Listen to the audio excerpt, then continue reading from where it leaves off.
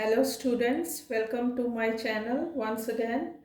Today we will discuss normal English vocabulary versus IELTS English. Number 1, I am going to work. I am off to work. Second, I am very scared. I am petrified.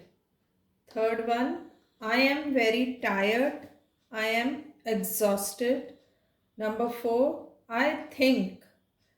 In my opinion. Number 5, to sum up. In conclusion. 6, I am very happy. I am over the moon.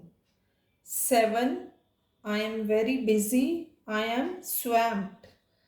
8, you are very beautiful. You are gorgeous. 9, I am very happy. Again, I am ecstatic. 10. It is very clean. It is spotless. 11. It is very big. It is massive. 12. It is very important. It is crucial. 13. He is very upset. He is distraught. Thank you.